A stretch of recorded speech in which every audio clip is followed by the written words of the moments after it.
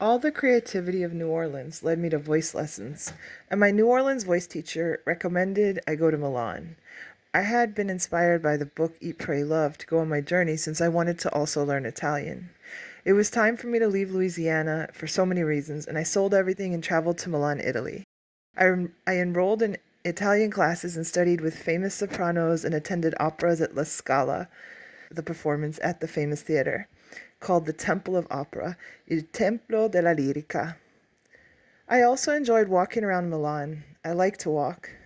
Maps of Roman Milan intrigued me, and I visited some sites. I'm always interested in archaeology. Some remains of an amphitheater exist in what was the southwestern suburb of Roman Milan.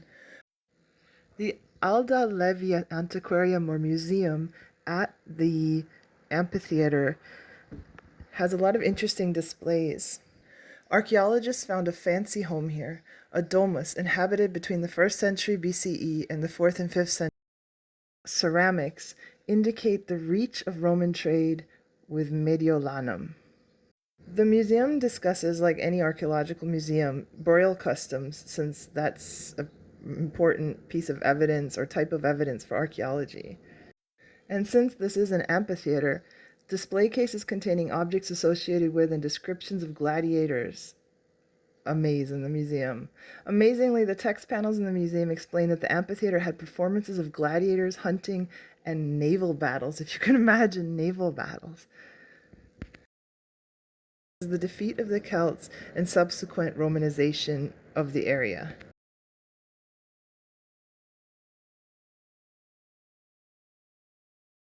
The amphitheater was deconstructed and the building materials reused after that, and the museum text panels explain that this was in part to prevent the structure becoming an enemy stronghold. The amphitheater was buried under layers of history and urban construction in various historical periods until excavations in the 1930s. So that's interesting too, that the forgetting part of the past, that fascinates me too, that just to imagine all these layers of the city burying what was before. I sat and looked at this image of the reconstruction for a while, just imagining what could have been or what was. The reconstruction is pure imagination, however, how we think it looked in the past. I found it awe-inspiring to just sit and look at the ruins and imagine all I'd learned in the museum as once actually happening. I'm just always fascinated by the lives of people in the past. I did indeed meet a lot of singers, and I actually even made friends with some La Scala singers, and one gave me comp tickets one time to sit in the Palco Real at La Scala, which is the most prestigious seat in the house. And that was really, really incredible and exciting. I can't believe how kind the singers were that I met. I felt very welcomed, although I don't know if I can even aspire to be amongst them. They are so phenomenal. And I often stood for entire operas because at that time in 2017, one could buy standing tickets for the day of the performance. There are other places of interest in Roman Milan, like a restaurant where one can eat with a part of the Roman city wall inside the restaurant. But I couldn't afford it at the time. I was paying a lot to take voice lessons from famous La Scala sopranos.